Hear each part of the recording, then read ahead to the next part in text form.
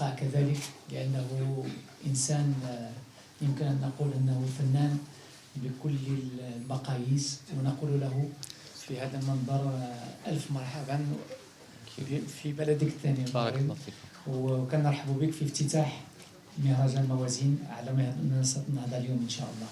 مرحبا، أهلا وسهلا أستاذ يوسف. بارك الله. Thank you so much. Should I say a few words? Yes, if you want to, of course. I'm so honored to be here. Barakallahu fikum, Mr. Director, the Bemawazin Festival, for inviting me. And thank you so much for people of Morocco for being so kind and sticking with me all these years. It's been 15 years. Thank you so much for your kindness and your love and support. And we're very honored to be here. Barakallahu fikum. Bismillah. First question.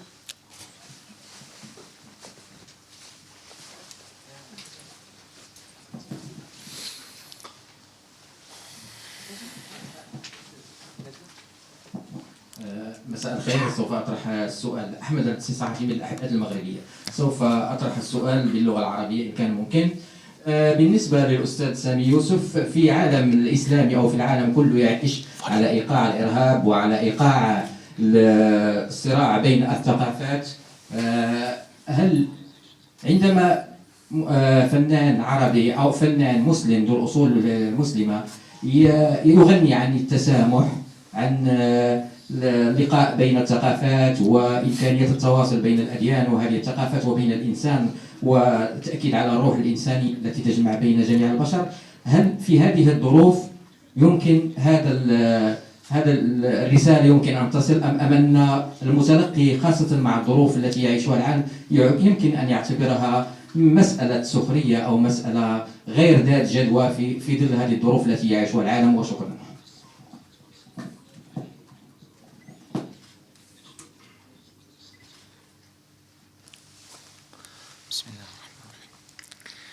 That's quite a philosophical question. I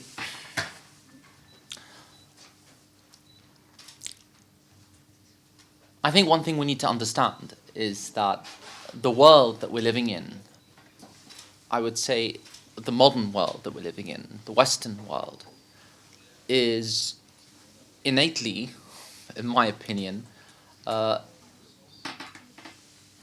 has been, and I believe it's almost part and parcel of the civilization now, hating the sacred and anything spiritual ever since the Enlightenment, for the past 600 years. So as a Westerner, as a British person, and as a Muslim, I understand the conditions I'm living in.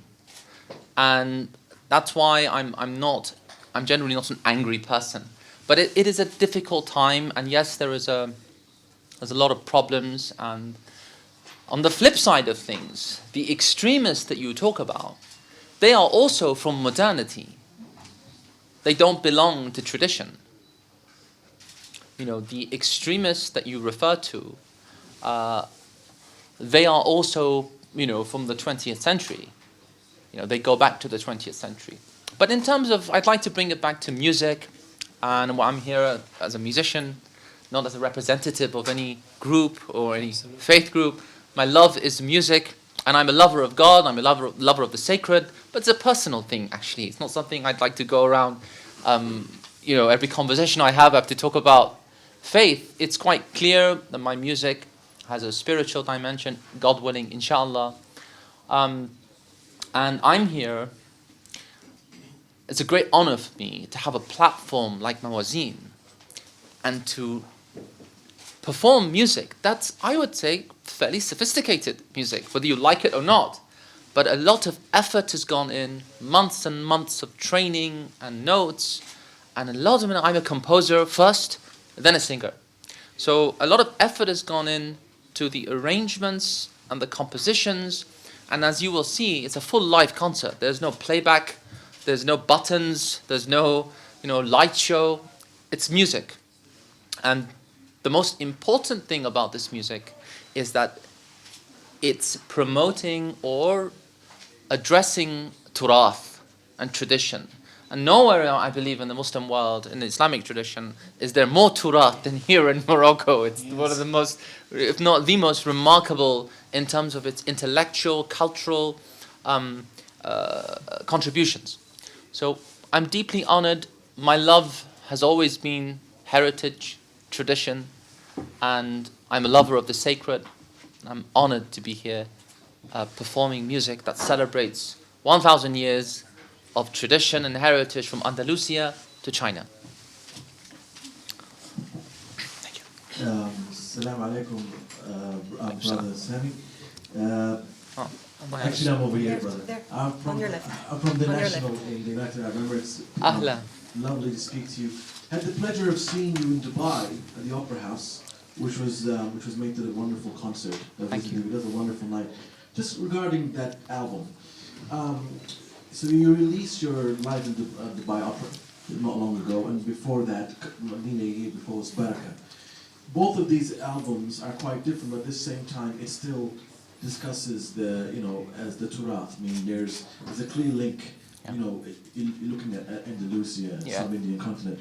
Do you feel those two albums are kind of companion pieces, Baraka and Live at the Dubai Opera? And my final question, just when you've spoken before about how your shows are very sophisticated, just in general terms, do you think this is what's the challenges that's facing this so-called, spiritual music from Muslims in terms of that sophistication, that the professionalism is not there yet?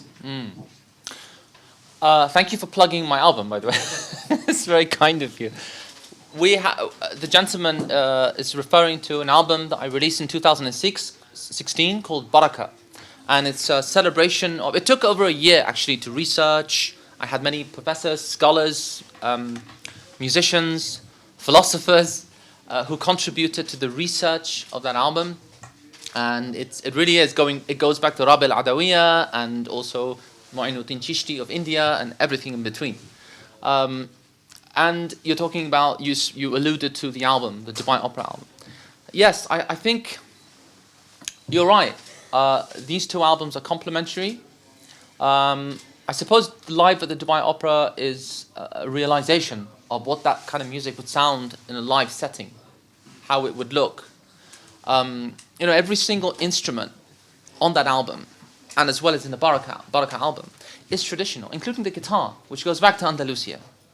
Every single instrument. If I can contribute through that, through my music and my foundation, the Spiritique Foundation, which is a celebration of tradition and heritage and the sacred, if I can contribute in the continuity of traditional music and traditional sound, then I will be very happy. Because I believe much of the problems, I think, that exist in this world and amongst the youth is, we're losing the sense of who we are. We don't know who we are. That's with technology and the mobile phones and constantly hooked, on WhatsApp and Snapchat and this kind of, the seconds are withering away and we just, we're losing that sense of who we are. And youth, for me, I feel closer to the sacred when I hear a piece of poetry, right? Than seeing some, for example, an overtly, for example, religious thing, right? Or not objectification, but a kind of, a kind of exhibitionist kind of approach, a religiosity. I find myself in close proximity to the sacred when I hear Ibn Arabi, or I hear a piece of Sufi poetry, or even just simple something we take for granted here in Morocco, a beautiful geometric pattern or a beautiful tile. It brings me closer to who I am. As a in terms of my soul, in terms of my consciousness.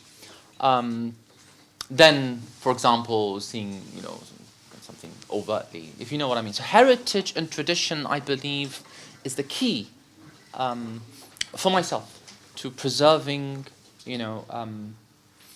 beauty in the deepest sense of the word.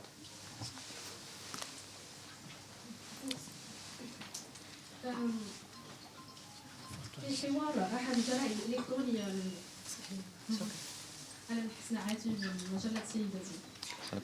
في حوار مع أحد الجرائد الإلكترونية المغربية صرح سامي يوسف بأنه مستعد ليدير مع منشد مغربي، فهل لا زال المشروع قائما؟ والسؤال الثاني، في الدورة السابقة لموازين تناقلت وسائل التواصل الاجتماعي خبر مفاد أن سامي يوسف يعني رفض المشاركة في موازين، هل هذا الخبر صحيح؟ احنا؟ لا لا لا لا لا لا لا احنا بالعكس هذه شهادة حداه. I think you're more interested in the second question than the first. No, but First question was just a cover to get to the Did you second. refuse? No, I don't We refuse already anything. answered. I don't refuse anything. I'm for me, first of all, you know, the first question, I love to participate and collaborate with, you have such talent here, you know, amazing, talented artists, but not a particular singer, you know, but if there's somebody I'd love to, you know, collaborate with. In fact, there is a gentleman who's performing with us tonight, Sidi Ismail Bougia and the Firqa. They're coming here, they're from Meknes, they're coming, he's a remarkable singer, a remarkable madih, actually. A remarkable human being, and he's honored us by coming tonight with his group to perform, which is a surprise. I gave it away. The second question, since I was a very young boy, I've never believed in us and them. You know, I don't believe we are the Muslims and you are the. I've never thought. I grew up in London. I grew up in Acton, Ealing. You know, I have friends of all races, all religions, all backgrounds. It's a very, very dangerous worldview because there are some people who want to promote that. I never said such a thing. I don't want to pass it. But there are some people who, you know, like Bmawazin, they may have musicians who are not like me. They're different. They sing pop music or different kinds of music. But it would be very, I believe, arrogant, if I can say that, to oppose a platform just because it's not your cup of tea. Or if that's the case, don't use YouTube. You know, don't use the computer. Yes. You know, don't go on the internet because there's tons of nonsense on the internet. Terrible thing. I mean, literally, where do you draw the line? And it's also a very dangerous worldview. We live in one world. We're all together. Choose what you like. If there's something you don't like, leave it. If there's something you like, ahlan wa sahlan. As for myself, if I'm given a platform to promote something traditional music, and heritage, I will definitely take that platform. And once again, I'm very honored with the invite. I don't know what to say. اهلا وسهلا طارق في الهدى جريده هسبريس الالكترونيه. سؤالي الاول، سامي يوسف تميز بنمط متميز في الموسيقى، يعني الجمع ما بينه هو روحي وصوفي وحتى هو ما هو ديني والانماط الحديثه الغربيه، واستطعت ان تحافظ على هذا النمط منذ سنوات الى حدود الان، وبلغت هذه الاغاني والانماط الموسيقيه الى اذان ليس فقط المحافظين ولا المتدينين وحتى الاناس او المجتمعات الغربيه. في الوقت الحالي نجد ان هناك يعني نمط جديد حديث في الموسيقى، نسمع ان موسيقى فيها مجهود بسيط جدا بالمقارنه مع المجهود الذي تبذلونه من ناحيه الالحان والكتابه والى اخره، تحصد ملايين المشاهدات. كيف استطاع سامي يوسف ان يحافظ على هذا النمط وأن يستمر في تحقيق التميز؟ ثم ما موقفك من هذا النمط الجديد للأغاني الشبابية الحالية؟ السؤال الأخير الثاني، العالم العربي والإسلامي باعتباركم عندكم أصول يعني إيرانية وأذربيجانية يعني مسلم، كيف ترون الواقع العربي والإسلامي الآن؟ سمعنا أن لديكم مبادرات إنسانية في سوريا مع اللاجئين السوريين. ما موقف سامي يوسف الإنسان المتتبع للأحوال العربية والإسلامية لما يجري في المشرق العربي من صراعات وتوترات؟ شكرا. Brother, it's like 10 different questions. It's clear. Yes. Barakallahu fikum. Brother, when I started in 2003, I'm very shy. I don't like to say ana. I feel very embarrassed. I don't want to talk about myself. It's a very awkward setting. But you forced me to say ana, unfortunately. When I started in 2003, I had a meteoric rise. So I was on all the magazines, you know, astaghfirullah, some kind of pop idol, sex idol, you know, really an icon, and, you know, girls' magazines and all these things. That was never my intention. And I saw that where I was going, I was becoming a pop icon. And some might even say I still am a pop icon. Some might argue that. But that is never what that was never my intention. I'm not a commercial person seeking fame and money and power and to be basically every girl's, you know, that's not who I am, you know, to be some kind of model or something. My love is music. And about 5 years ago, you can say like how Abu Hamid al-Ghazali, he hit a wall, you know, as a musician, in a very small way, I hit a wall. I began to have doubts as to what I'm doing and how people were perceiving me. And I started to study. I started to study philosophy. I started to read books, a lot of books, and I started to go inward. Some kind of an inward journey, a spiritual inward journey. And I realized, I got most of my answers, and I realized this, that there is a very deep inferiority complex in the Muslim world. In the East, actually. It's the entire Middle East and India as well. It's, in some cases, it's even worse there. A deep, how do you say inferiority? How do you say it? How do you say inferiority complex? I understood that there is this longing to be perceived and liked through the lens of the others. Do you understand? It's like we're never good enough. I'm never good enough until Harry, Jack, and Joseph tell me that I'm good enough. Right? I'm speaking to you now as a Brit. Right? I'm a British citizen. I don't have another passport. So, you know, this sense of inferiority was really hurting. And when you say I don't put effort, it's the exact opposite. In fact, I put much more effort into my work to keep it authentic and to keep it true, because we're suffering from a lack of authenticity and truthfulness and integrity. So, our instruments, when I say our, I mean the Islamic world, it's not an electric guitar, it's not a saxophone. By all means, go ahead, use it, you know, it's fine. But don't call it religious, it's not religious, it's not part of because you asked a direct question about other singers. I'm referring to that, responding to your question.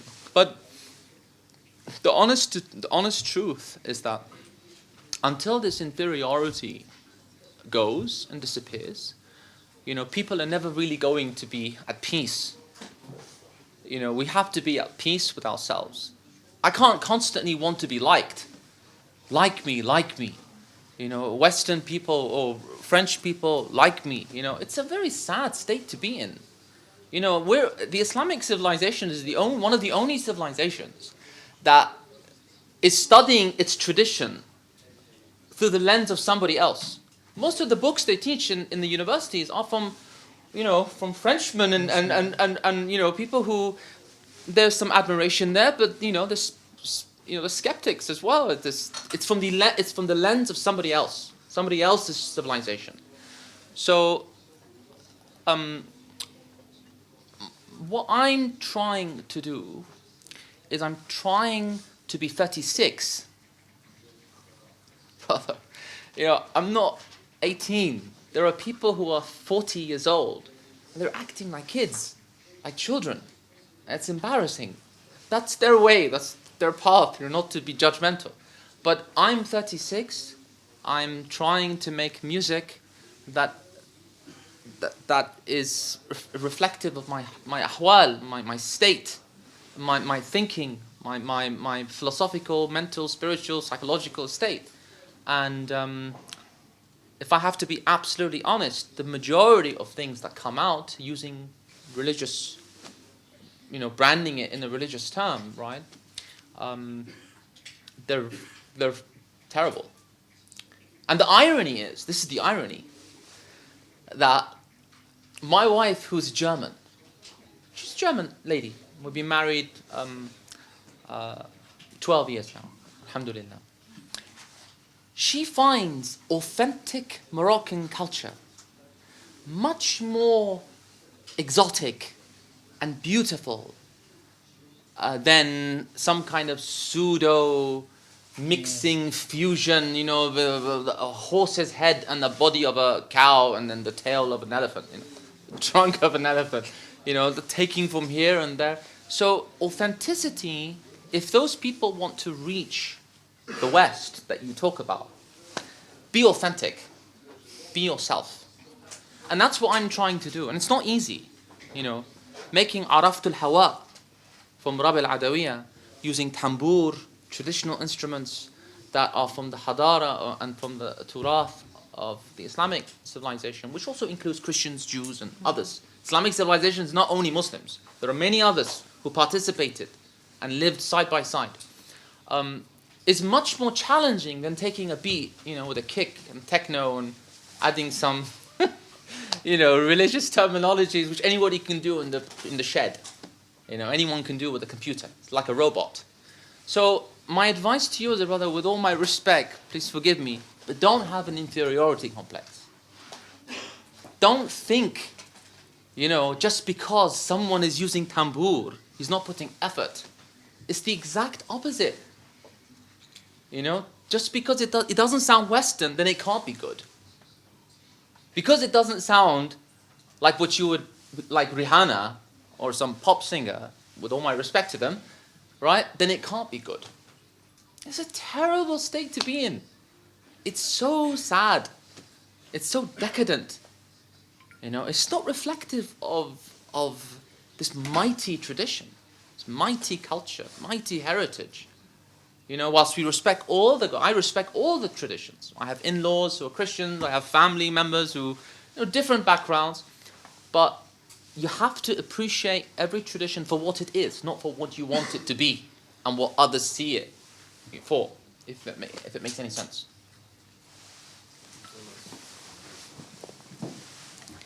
مساء الخير.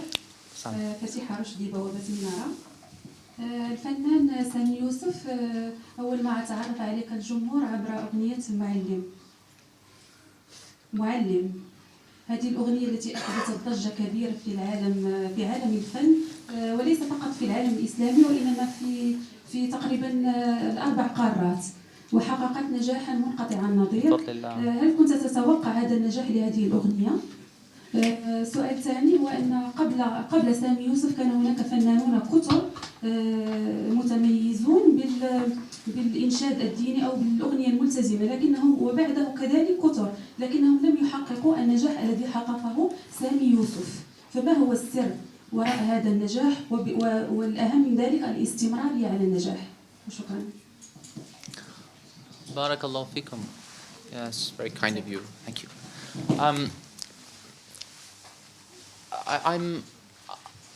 Al-Mu'allim was an accident, actually. I never expected it to be successful. I was about to leave music and go and study law. I'm so grateful I didn't do that. I would have been a terrible lawyer. But friends of mine came and they said, look, before you leave, I was producing as a kid. I was producing, composing. I was heavily immersed in the world of music. But before I, quote unquote, quit music, friends of mine came and they said, why don't you make an album like Madh, kind of praising the Prophet. And this was post 9/11. And you're right, when it was released, I was incredible. It was just unbelievable. I mean, I definitely did not expect that kind of success, but I never asked for it. What was your name? Your name? Fatiha. Sayyidah Fatiha. I never expected it, and I never wanted it. I never asked for it. I'm a very private person. I'm very family orientated. I'm not someone who looks for scandals or has any scandals, thank God. I love music. I'm glad Al-Muallim was as successful as it was, because it allowed me this opportunity to be here, this honor. But humility, humbleness, respecting your elders, respecting teachers, people who are older than you, people who have spent time, and because of them you're doing what you're doing, whether you know it or not, are some of the keys. I don't know if I have them, but there's some of the keys to maintaining, continuity. Ultimately, fadl min Allah. It's from, you can't control, you can do all the hard work. It's not only about talent, actually. Having a good name, having a good character, being respectful, being polite, not just here, but behind the cameras. Absolutely. Being respectful, showing respect to everybody. Because this industry, with all my respect, but being from the music environment, my dad being a great composer, musician, there is a very egotistic dimension to the work. It's all about me, I'm the biggest. Why aren't you? And why aren't there enough people here? Why there should be more media? The Jumhur, where's the audience? There is an egotistic dimension to it. It's very dangerous and it's self-destructive. And I've never been interested in this. Being a celebrity is a job in itself. It's hard enough being a musician, actually. Just being a musician and taking your work seriously, it's already quite hard. Show business and being a celebrity is another job. And my advice is just be nice, be good, and those artists try your best. And everyone has a time, actually. Everyone has been allotted a time, metaphysically and physically. We all die at some point, but everyone has a time, and just always be grateful. On prend une dernière question. One last question, if there is one.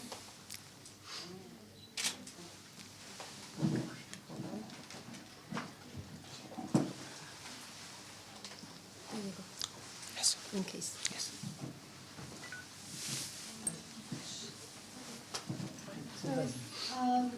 Hello. Hi. Oh. Hi. It's English. So, as you know, many of your songs were a huge impact, and I personally love your music. Thank you. Do you think? How do you think your music can impact generations, and also how can young youth, can use music to promote universal values? So thank you so much for your great question. Music is a gift, actually, from heaven. It's not a tool. Those who say it's a tool are to be avoided. I can tell you, I've seen what that can bring. It's disastrous. It's a gift, and if people are creative enough and people make music from their hearts and souls, it will always affect people and promote those universal values. Love is one of them. Love is a very powerful emotion. And Ibn Arabi actually talks about this. That love, whatever love, is just a reflection of God's love. It's love of the sacred. We might not know it, but it's actually love of God. We just don't know it. The reason why I love tradition and heritage and promote that through my foundation, the Spiritique Foundation, and my albums so far, is because there are timeless values and virtues that can be found in tradition, in heritage. You look at a piece of a carpet, a traditional carpet, rug, or a traditional clothes, the Moroccan dress, the garment. It's so beautiful. It's so timeless and beautiful that a movie like Star Wars would come and just nick everything, all the elements.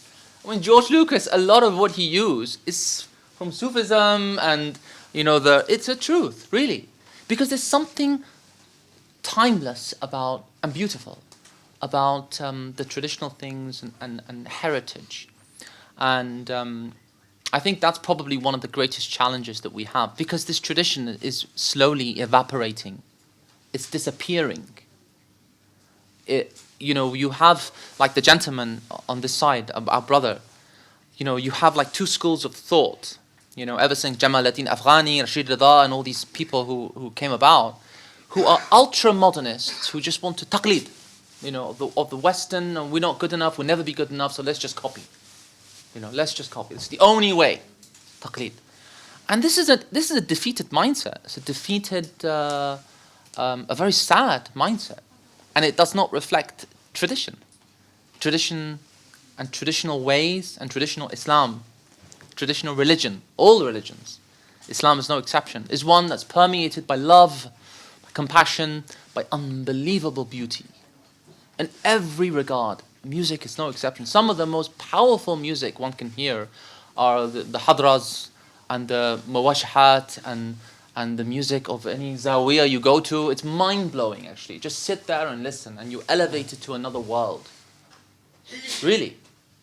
We talk about complicated arrangements. Just walk in there, see if you can replicate that. See if you can replicate that. And I challenge anybody to, because that is coming from a higher source. That's from traditions rooted in somewhere very deep, and ultimately the source is the sacred. That's very difficult to replicate. I challenge any of those people that those musicians to replicate that. That which you find in any zawiyah here, if any place you go to, just walk in and listen to them performing, singing. It's absolutely mind-blowing. It takes you to another universe, another dimension. So that's what I think, what I try to do, through my music, to promote the traditions, the timeless values and the heritage. That's my vocation, inshallah. Thank you. Merci beaucoup. Merci beaucoup. Let's right through there.